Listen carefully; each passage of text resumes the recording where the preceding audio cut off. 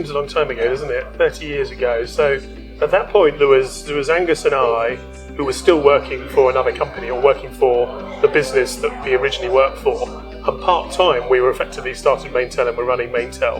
And I think we maybe had one engineer, and we were logging faults manually. And I think the challenges at that point was to grow the business as quickly as we could in the way that it made it big enough that we could move up and work full-time for Maintel.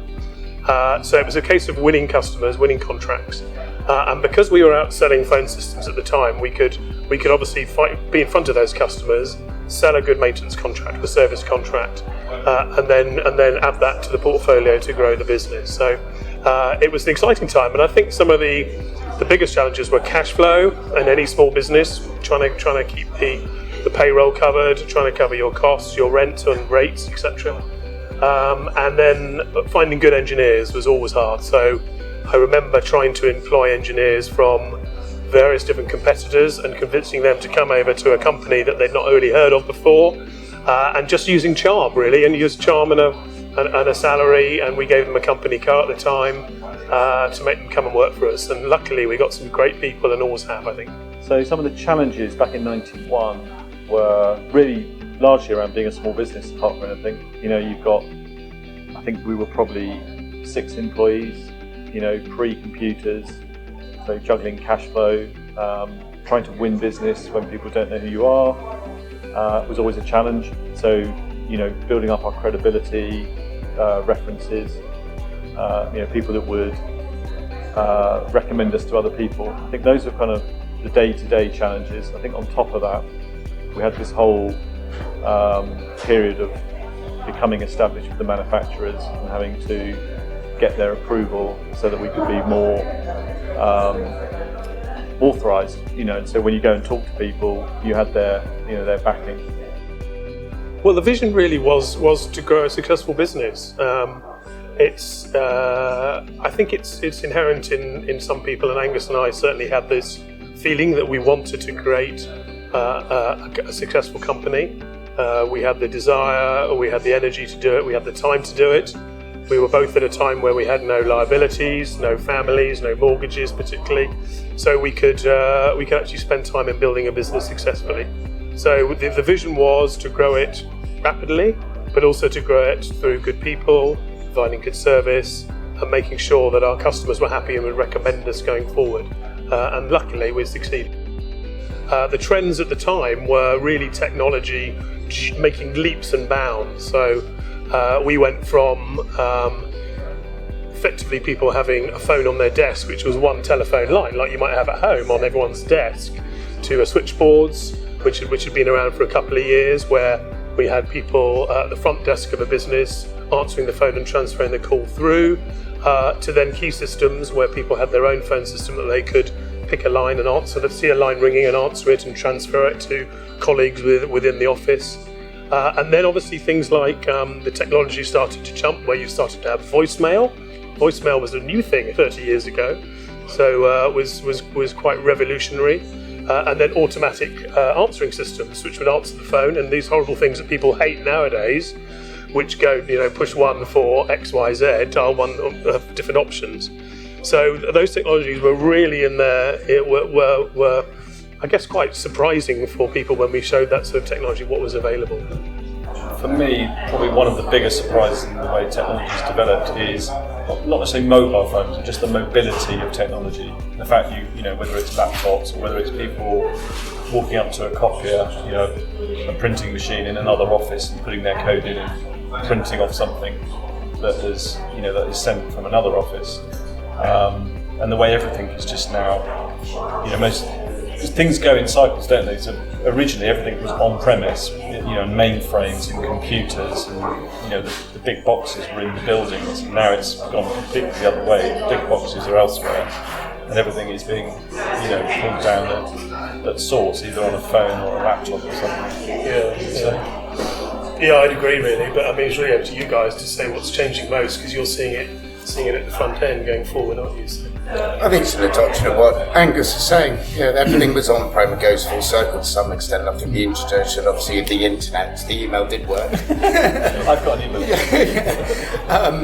But the introduction of the internet, then obviously that was the born in the cloud, and then being able to deliver technology, whether that be voice, contact centre applications over the internet to the public domain, has been the biggest transformation. So that on-prem moving into cloud, and then obviously that commercially changes our model from more capex, one-time ordering or upfront to subscription and monthly billing and a SaaS-based model. So it's both the delivery and the commercials have most really been the huge significant change, mostly really in the last 5-10 years. There's been a big swing on that change. So this idea of being device independent, so it doesn't matter what product you've got, but you can still access those facilities and those, whether it be a call or an email from anywhere.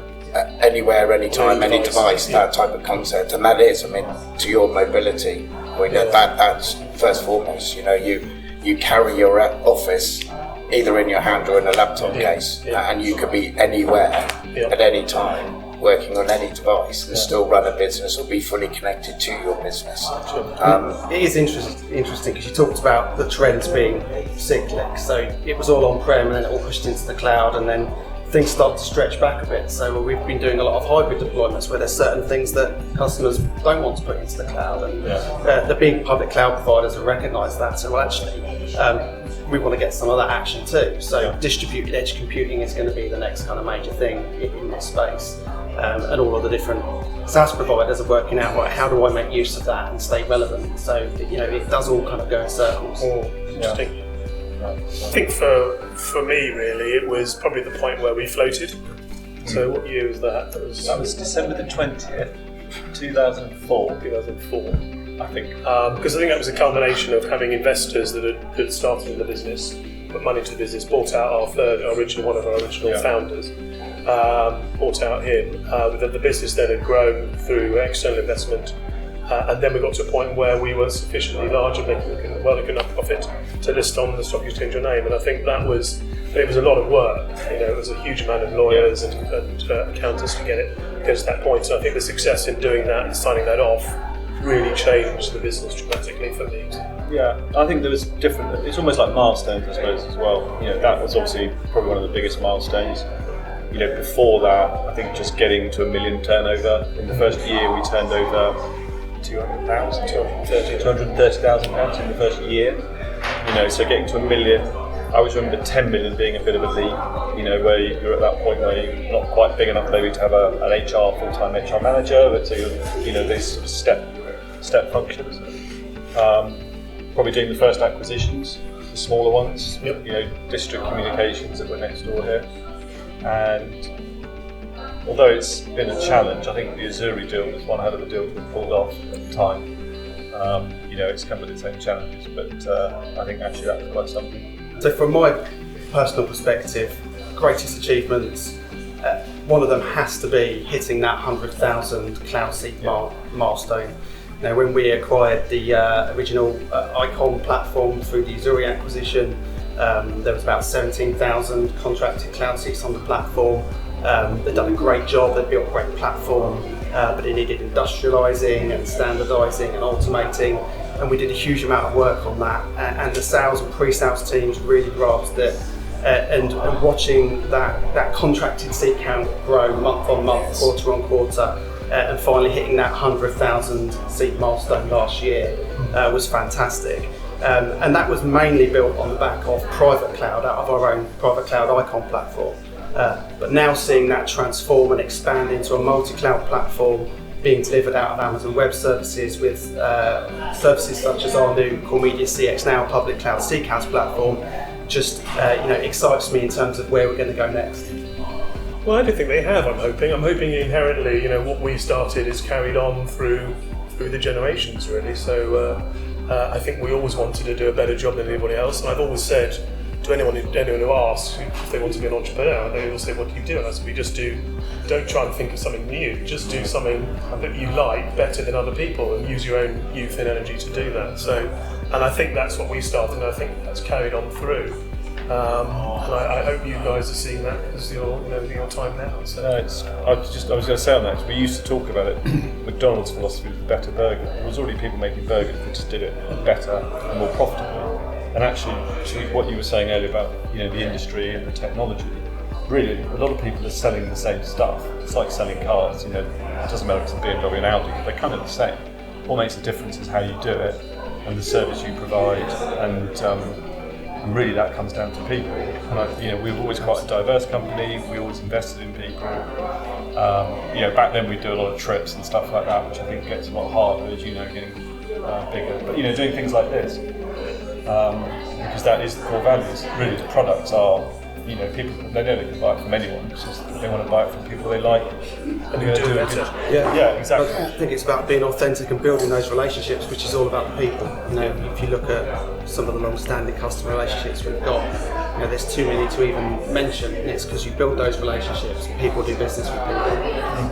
I think so. Innovation will have its own path, and whilst we'll have some of the best vendors, to your car analogy, we've got to wrap that with the right service, we've got to innovate. But if you don't have the right people, drive the right culture, and have the right values in the business, then that won't work. So to your point, Tim, now I think what you and Angus set up 30 years ago, which is very much customer-centric, the right products, but having the right people, and having the right management style, and building that culture of professional outfit but with some fun. I would like to think that is still very inherent in the Maintel of today and the Maintel of the future. Sure. I think for myself, I only joined October 2019, so very new compared to obviously Dan, but particularly Tim and Angus. And clearly there was a memorable event that started in sort of March, April of last year, obviously with COVID-19 taking full effect. So that's clearly memorable for the wrong reasons. But as you come out of it and a bit of hindsight and you're able to reflect a bit, that there is some very good aspects of that, and that's really down to the people, the team that we've got, and how everyone coped personally and professionally with very much being sent home, as it were, almost overnight, and suddenly we became 100% remote. Clearly, as a technology business, we could cope with that very well. But it was the attitude of the team, consistently looked after our customers, particularly those on the front line, so local government, obviously NHS, police. But it was the attitude of the team. Everyone stuck together, everyone looked after each other, and it's been a long 18 months, and we've come through it. And I think the team and Maintel, coincidentally, are better for it in terms of the culture, the inter-team working, and the way that we supported each other. So, although an extreme low light for the obvious reasons, it became a highlight on reflection.